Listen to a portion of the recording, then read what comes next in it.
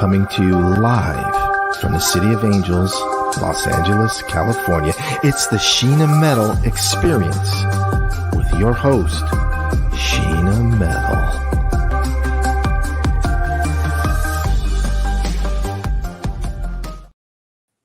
Hi, and welcome to the Sheena Metal Experience, only on Parapod TV. I'm Sheena Metal, and I'm a psychic medium. I'm an interfaith minister. I'm an energetic healer. I'm a 29-year talk radio host in Los Angeles and beyond. I'm a creative and a performing artist and a paranormal survivor. And I come to you live from my home in Southern California every Wednesday at 3 o'clock Pacific time. This show is about spirituality. It's about creativity. It's about humanity. It's about passion. It's about service. It's about becoming and then maintaining being your best you in this big, beautiful world, and then inspiring others to do the same. And it may be my show. It is the Sheena Metal Experience after all, but that doesn't mean it's not always and forever your experience. My guest today is a big part of my heart, a wonderful man, a talented musician, a spiritual being, and one of my favorite people in the world. You know him from many things, including, of course, his wonderful band, the Bus Boys. Please welcome my dear friend, Brian O'Neill is here. Yeah! Hi, and the Sheena. crowds go wild. How are you? Right. Good to have you here. It's great to be here. It's wonderful to see you online or anywhere. Always nice to see you. And you have so many things going on. So let me ask you this. I used to laugh with my old band, and we were together from August of 94. So we were coming up on 30 years we really stopped playing I get busy with radio around the beginning of 2009. So you figure 14 and a half years, we'll give it 15. And my songwriting partner and I used to laugh. That was like 175,000 years in band years. What is it like to keep a project together? Because you've easily got twice that on me with the Bus Boys, maybe even twice that plus. What is it like to keep a project together all of those decades? Because it's hard, right, to keep a band together. Yes.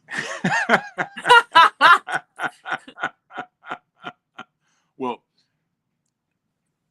first of all, of course, I'm glad to be here with you. And you and I are very long friends, and have spent many times.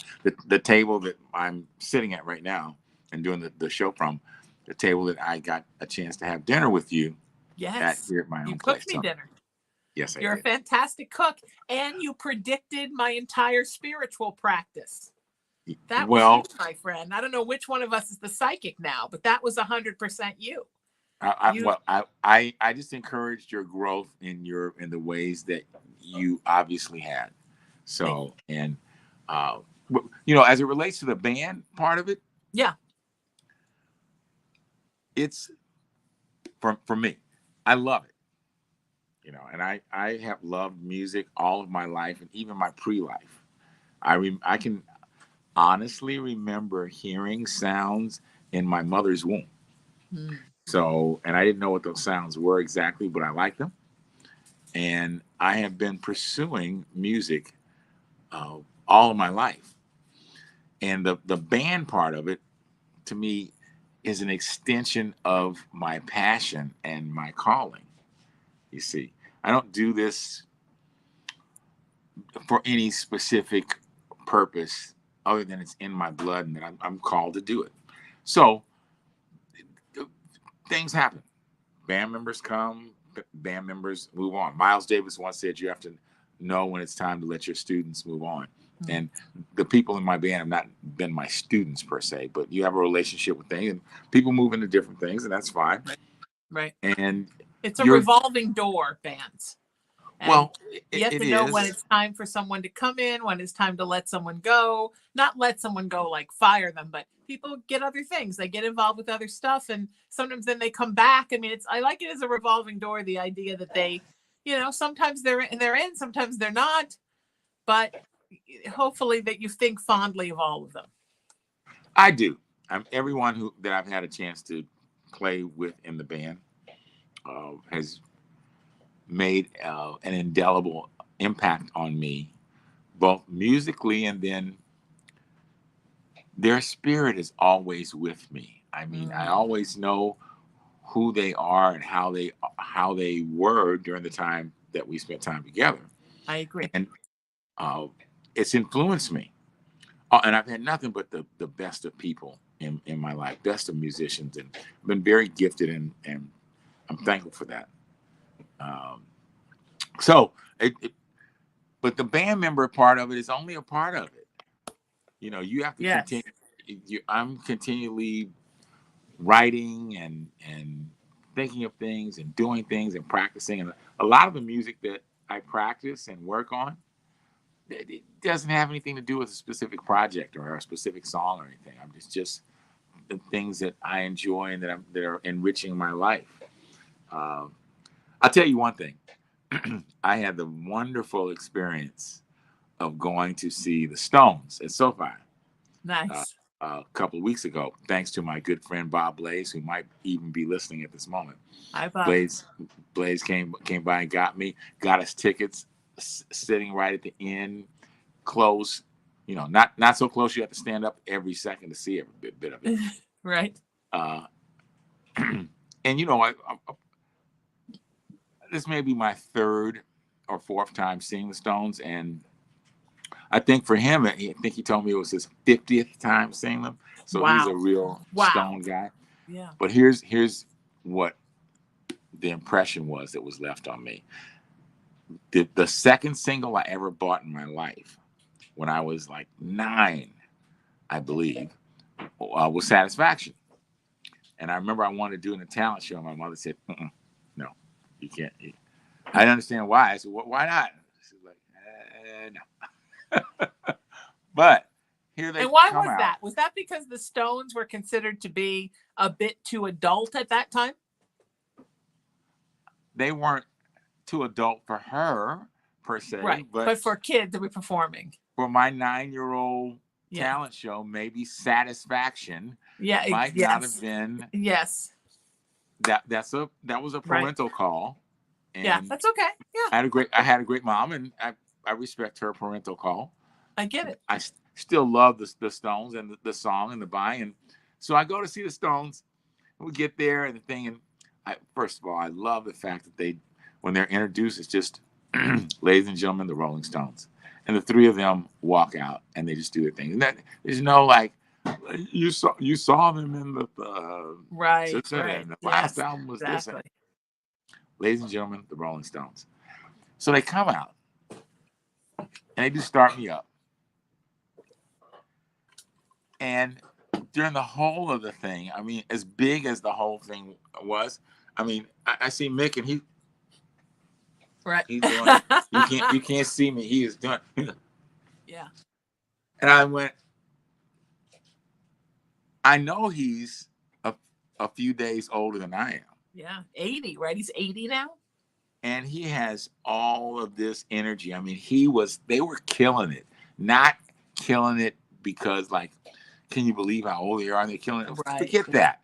You bring your band, they bring their band, they're killing it. Right? And what I took from that and was inspired by is that you do it because you love it. And if you love it, then you just you're in the moment and you give all. Yeah. You know, everything that you have to give it. Because these are the moments that we have. And that's what I do. And that's made it for me for all the projects I'm doing, for the continued, I call it ascension and journey, the movement of the Busboys. And then all the other things that I do and any things that happen. I'm in the moment, love it, and I'm doing it. Yeah, I think if there's a certain amount of loyalty, right? I mean, and I'm an Irishman, which so loyalty is everything to us.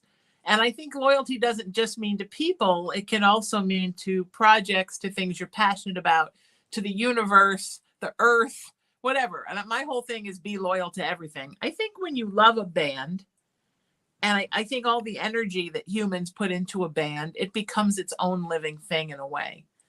You Yes. make a decision. Is this band is my child? It is something that I love. Am I going to continue nurturing it? And am I going to continue moving forward with it? And it's an effort to keep putting some, it's easy to stop every 5 minutes and start a new band. It's hard to keep something going and to keep that loyalty happening, because it takes a lot of dedication. And I think a lot of artists are creative and are excited about things in spurts, but it's hard to maintain that flow of energy, right? Not to be like, oh, now I'm into the next thing. Oh, now I'm into the next thing. But just to say, this is a thing that I love, and this is a thing that is important, and this is a thing that has a history. And this is a thing that everybody who's been involved in this band has put their blood, sweat, tears, and souls into. And it is now this beautiful living thing, and I care to continue to nurture it.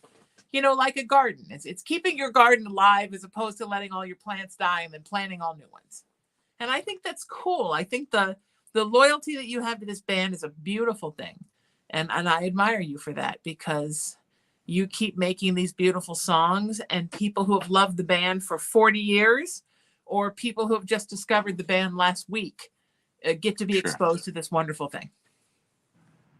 Now, you encapsulated that as well as it can be. It is, as I said, I remember my guitar player, Victor Johnson, used to say, it's got to be in your blood. Mm-hmm. And I have no expectation that things will be the same that they were yesterday. Change is the one thing I can count on. Yes. Nothing will be the same. So it's not just the band members, the band songs, the passion. If the songs are reflective of your life and your experiences and thing, then why would they continue to be the same? Now, you can still play and should play songs that were from your past or a part of your history, but they get reinterpreted and they get respun. I mean, I was at rehearsal last night, and there's a radio station here in Los Angeles that I'm sure you're familiar with, called KROQ. Sure. KROQ, and they're still a big alternative radio station. Yeah. And so I guess somebody sent into their website, "There Goes the Neighborhood," which is a song from our first album, Minimum Wage Rock and Roll. And somehow they played it and they got a big response. And so then they said, and they have a show coming up on the 11th, and maybe they'll play it.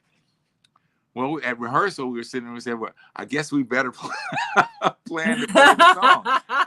Right. So we're dialing it up and getting it. It's like, and it's not that you don't like any of the songs or any of that. It's things move on, and you're only going to be on stage for an hour and a half or whatever the deal is. You can't play your entire repertoire. So I remain committed to the music and proud of everything that we've done. And I'm fortunate to be healthy and here and doing things musically related to the band, and again, things that I do outside of that. So it's good. In fact, it's excellent. It's what I chose. Wonderful. How many people get to choose? I know, right? Yeah. And then the maintaining of the commitment is it's just what I do. And so for all my friends and fans out there who have been with me for many of the years, for Brian and Things, and for the Busboys and my family and all the players that have been with it and all the people who attended the shows, I love you and hope you got somewhere in there a little love for me too. And we're just getting it done, man. That's so beautiful. That's so great.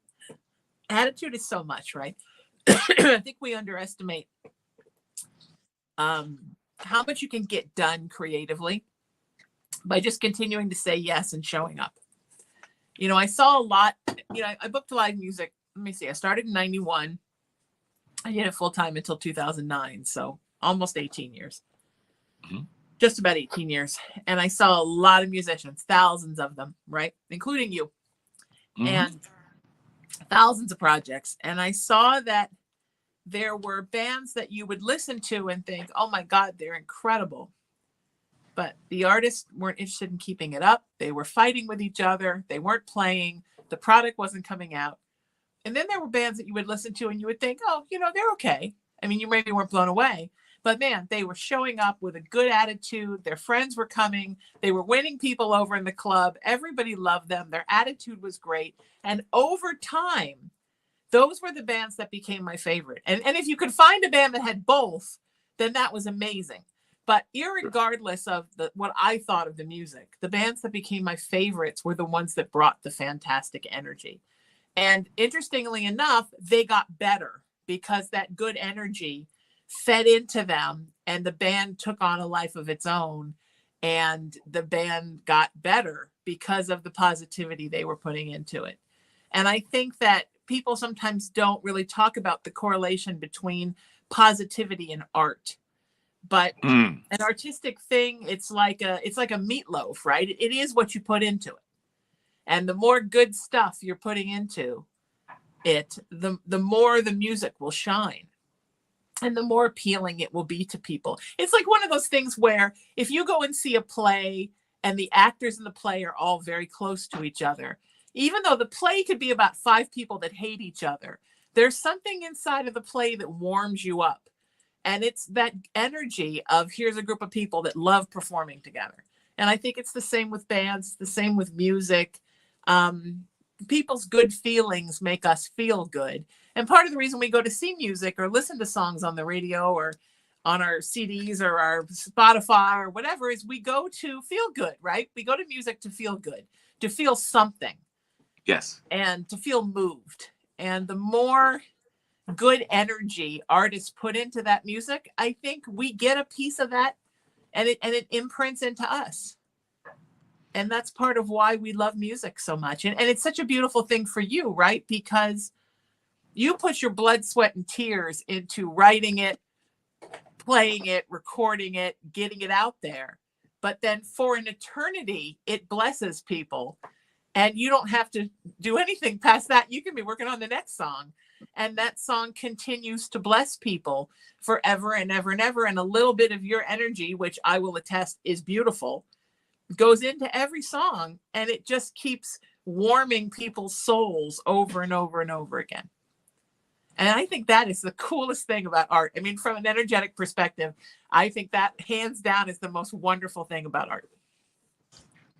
Well, all I can say is amen. I'll get off my pulpit now. I really went for that. I just thinking about it makes me so happy. I feel the same way. And some of the feelings and things you don't realize until you're in it and doing it and however that all works out. But I say this, change is the one thing you can count on. Oh, yeah. All right? Oh, yeah. Now, as you're saying, and as I said before, you put your all into the moment of the thing you're doing, whatever that may be, a performance, a song, a recording, a relationship. The relationship, none of these things all stay the same. All things change every day. And you don't have control over that. Yeah. And I don't seek to have control over that. I've long understood it's the best thing I can do is get up in the morning and, say what I call a prayer of thanks, and then get to work and enjoy it, be a part of this. And with the bus boys and the thing that I'm almost humbled. Not almost, I am humbled. I'm humbled by the work. It's a lot of work that's gone into it. When I listen to it, because, you have new guys come in and you're doing things in your rehearsal. And then, so you're listening to the recordings of the albums and then some live recordings of things that have been done. And you listen to it and you go, oh, whoa, there was a lot of really great stuff done there. Things that I didn't even notice before. I know it was my song and I produced it and all, yeah.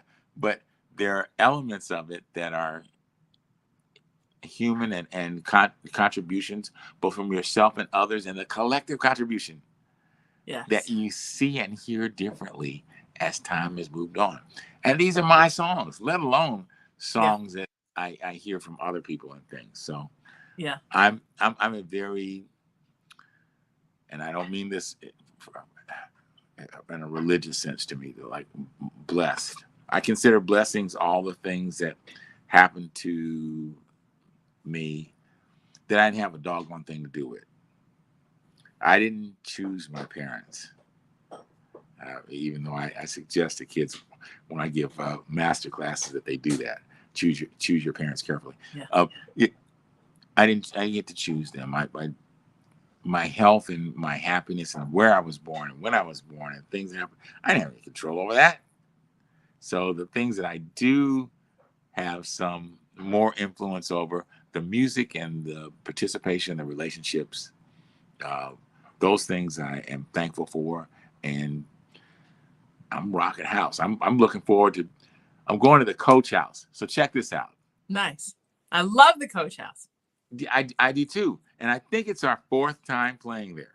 Okay. I think we first played there in 1981, I believe. Okay. But here's something I didn't remember until we were getting ready to play this day. And by the way, it's the Coach House in San Juan Capistrano. Yeah. If you're in California and you have a chance to make it, it's worth the trip. And when Great is venue. It is August the 10th, Saturday, okay. August the 10th. Oh, you just put the flyer up. Yeah. Someone did. Yeah, my producer Emery just put the flyer up, but I'm old, so I'm squinting to see it.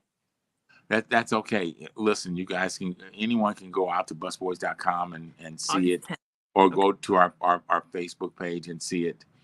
But it's a wonderful venue, and I've always prized venues. It's not because I'm old school, and I can be both of those, but I like places where you can, if you want to, sit down. Yes, I do too. Mm-hmm. And have a bite to eat. Yes. Somebody comes by and asks you, what would you like to eat? Yes. And I don't mind tipping that person. I never did. I mean, for the first time I could even go in clubs when I used to, in my 20s. So it's a fabulous venue. But what I remembered and had forgotten until we got ready for this date is that I remember writing the lyrics to a song that is very much associated with our career called The Boys Are Back in Town. Right. Yes.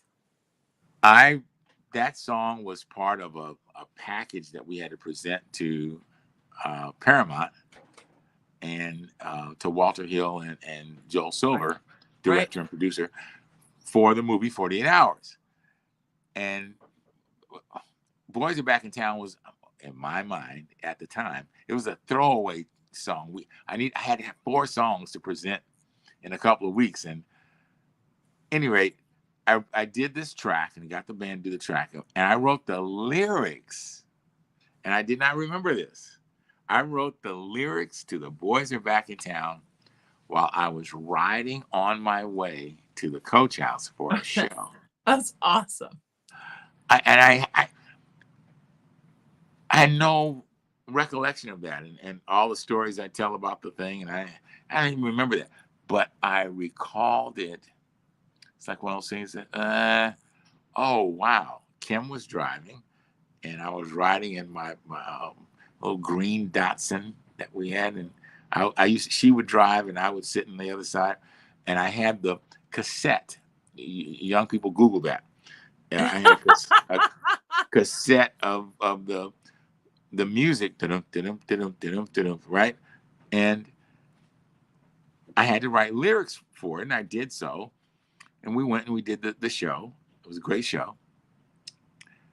And I came back the following week and did the recording of the lyrics and the thing onto the demo for the song.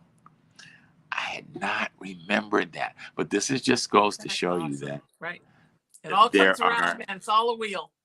It is a wheel, and it's all connected. It's more connected than you think and or remember.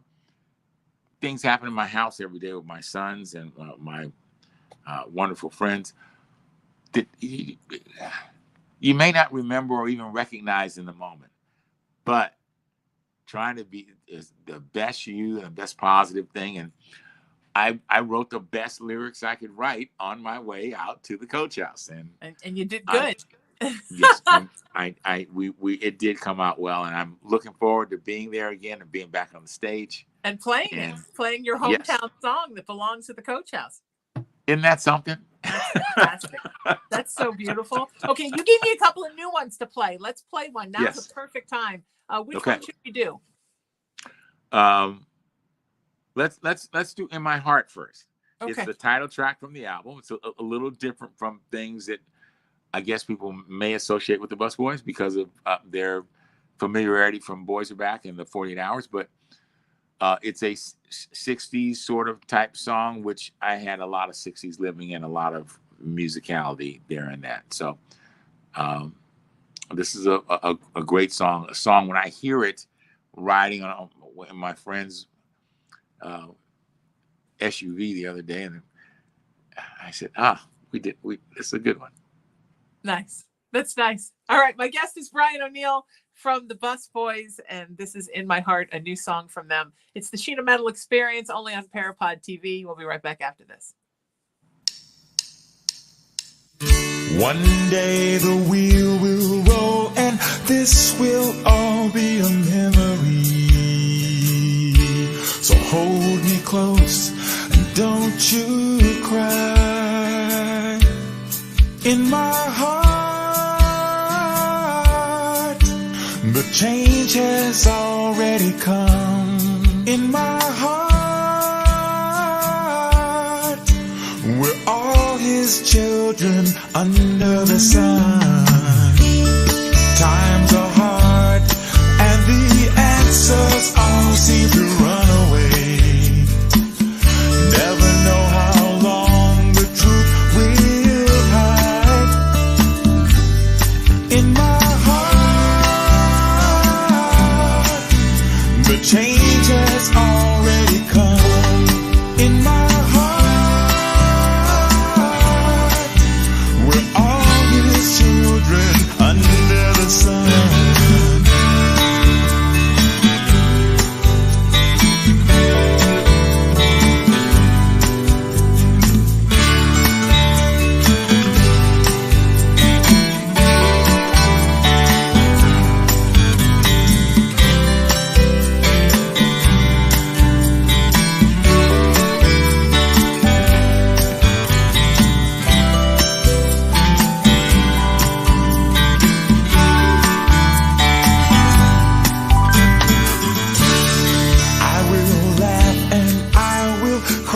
Some nights with you,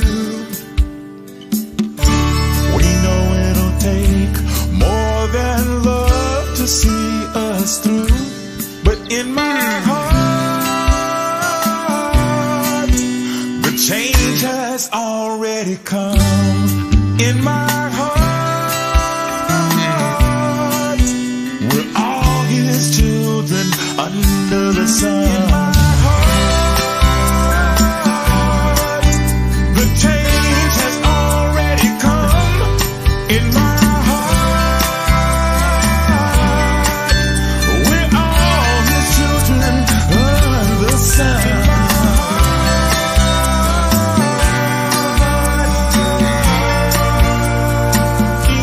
In my heart. So beautiful. It's the Sheena Metal Experience, only on Parapod TV. That's my dear friend Brian O'Neill and the Busboys, "In My Heart." That's beautiful. It's I don't think that I have heard you. I'm going to utter the secret words.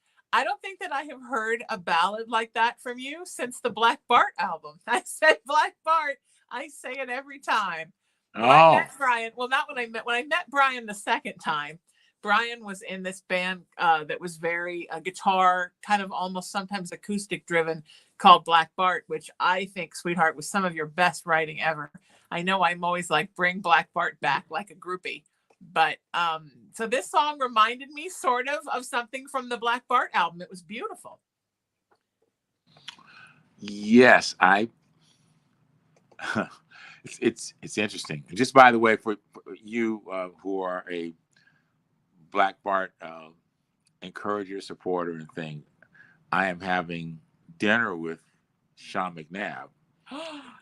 My darling Sean McNabb. Give him a big kiss for me. I love him so. Well, I can't promise the kiss, but Okay. I will send your Send, your best and all of your good intentions and love. okay. Yes. Tell him I'm sending Him. him a kiss. You don't have to act it out for me. All right, I will do that. But he was the bass player in Yeah. Black Bart, Yep. and we had some bass contributions from my brother Kevin O'Neill and some other people played some stuff. Sure. I think I played some bass. But anyway, he was a bandmate, and we're gonna have dinner together, and I've been writing Black Bart songs for some time now, so we may be figuring out how we're gonna do this and how that might all work out. Nice. Yeah, that is a stellar album. You did I mean, it's just amazing. And I had no idea at the time that you were the guy that I knew from the Bus Boys. I only knew that this was the most magic thing I had ever seen. And so but that's the thing. We were talking about loyalty, we were talking about keeping something alive, right? Keeping something like the Bus Boys alive for 4 decades doesn't mean that you can't also go off and do other things and love those things, whether it's another band or a composing project or, you know, a cover band, if that's what you want to put together. Like whatever anybody wants to do, you can do that and still be loyal to the thing that is your original thing, right? And that's kind of the beauty of the revolving door, that the band waits for you to come back. Or that your life continues. Again, change you can count on, and you can quote me on that one. Change is one thing you can count on. Yes. And being involved positively with the change and the changes that happen on a daily basis. So your comment, for me, in my heart, was, and I don't think about these things before I write them, like categorization or what the musical I write from the heart. I often say I score, and people who are in business and not, but no, it means you're writing music like in a film, but I'm writing to my emotions. Yeah. And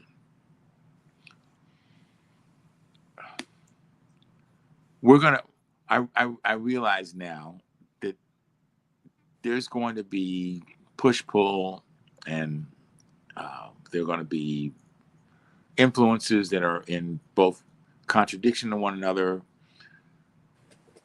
These things are going to be happening throughout time. As long, I would say, as long as mankind is mankind. And I've lived long enough to see a lot of these things. My parents were very involved with the civil rights movement and protests of things during the 60s. They were both lifelong educators, but their approach to it was a education, information, love thing. Oh, wonderful. Yeah. And when I got through with the song and I'd done it and I'd already recorded the demo thing, I listened to it and I went, this is almost like my mother and father's philosophical belief. The change, you have to believe in the change that is coming, and change is progressing, not a change that obliterates all things and makes everything wonderful all at once, and there are no more issues. Like, no, that's not it. The commitment to being the best of yourself and sharing that with others, and which is the love. See, that's the thing. And I don't mean the romantic love, or the love you have even for your children. The emitting of love on your 100 years, more or less, on the planet. Mm-hmm. The commitment to that on a daily basis. This is how we progress. This is how we continue to have hope for our future and realize things for our future. So that's where that song came from. It has, when I got through that, there's a very 60s vibe to it as well. It's like, whatever the case may be. Yeah. A great time for music. I was playing. Have you ever played? I don't know if you've got an Alexa, but Alexa has this wonderful game, Song Quiz, Sometimes at night when I can't sleep, which is very rare, I'll play Song Quiz for an hour till I fall asleep with Alexa. But last night I was at a dinner party and I played it with a group of friends, which I have never done. So everyone's picking different decades. And man, when we picked the 70s, I have to tell you, the 70s was a decade for music, wasn't it? It was a songwriter's decade. Oh. And every single song that Alexa played for us was stellar. And I think those of us that sort of grew up with that influence, right, of the 60s and the 70s, and for me, the 70s really such fantastic decade for music. What a great foundation for us, you know? Yeah. No, and that's my touchstone. But then I listen to things across time and decades. And that's the beauty of some of the recordings and filmings and things. I mean, I'm experiencing things and listening to things that I wasn't even alive for. Yes, you know, when I listen to some parts of Muddy Waters or things, Mm-hmm. or even when I listen to some Chuck Berry and Little Richard things that were, I was, you know, barely born, and I'm still impacted. Yeah. Yes. No, I feel that 100%. I love big band music. I think it's fantastic, and swing from that era, love. Sure. And I mean, for me, being a spiritual person, I think it's very kind of past life for me, that time period. But yeah, no, I don't think you have to have been alive when music happened to think it's amazing. Nor do I think you have to be a certain age to appreciate a certain kind of music. I think I listened to what some of the what would have been when I was in high school, but now. And some of these very young artists, and I think, man, these kids are fantastic. So I'm interested. I just am so interested in listening to as much music as I can, and I'm so excited about all the music that hasn't been written yet. I think we just lost Brian, so let's play the other song, Emery. We're going to play the other song and then come back with Brian O'Neill from the Bus Boys. It's the Sheena Metal Experience, only on Parapod TV. Let's do this.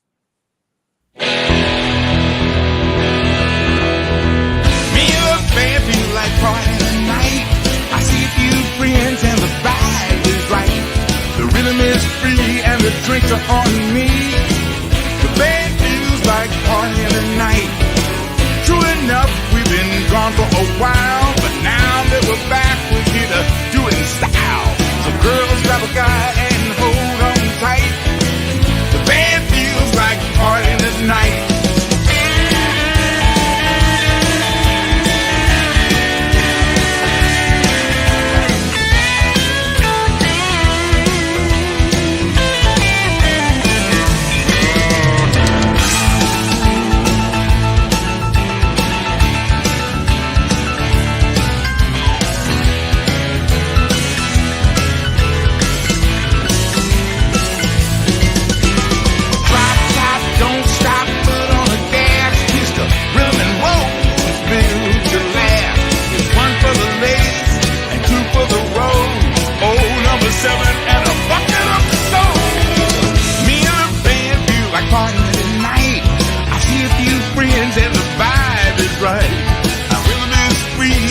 Drinks are on me.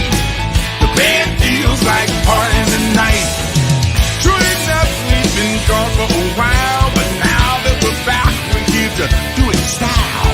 The girls grab a guy and hold on tight. The band feels like partying tonight. Open the bar. All right now. Come on now. The band feels like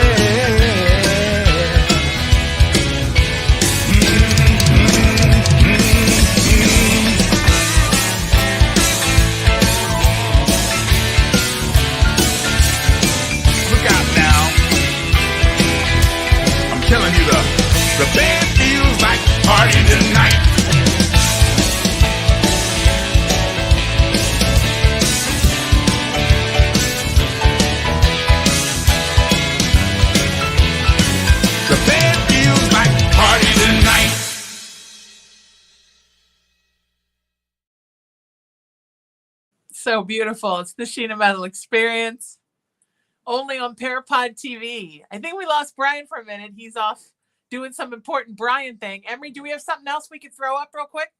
I would love that. Oh, he's back. Oh wait, he might be back. He's back. Okay, we were going to play another song, Brian. We were going to play some more music. You leave for a minute, I start playing the Bus Boys music, man. Oh, we have no Brian voice. Brian, check your mic and make sure it's not muted.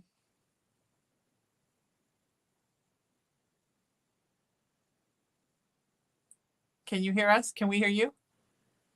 All right, Brian, I'm going to have you go out and come back in. Why don't you go out and come back in? I don't know if he can hear me. I'm going to text you. Emery, throw something up, would you? I'm texting you, Brian. We just need to open our eyes and our ears and our hearts. Let freedom ring from every hill and molehill of Mississippi. But what together we can do for the freedom of man. I'm what's left of your civil rights. Beat down, broken, and left for dead. I'm what's left of your civil rights. Might be some truth in what I've said.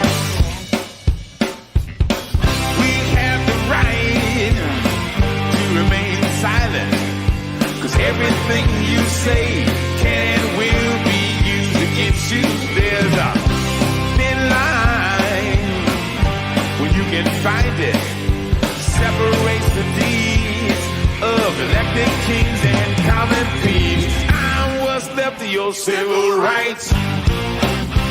It's been bloody but still is held up high. I'm what's left of your civil rights. Can't kill what will not die.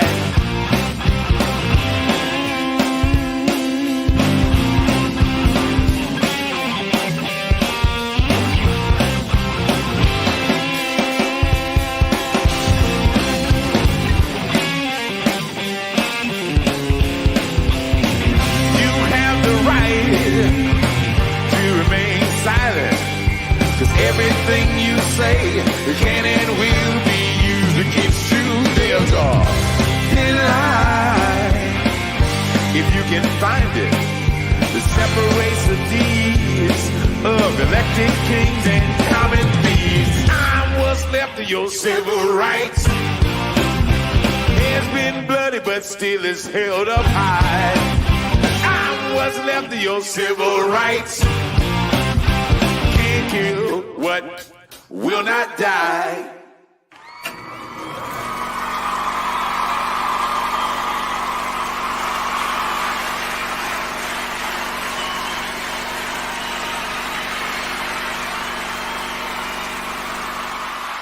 It's one small step for man, one giant leap for mankind.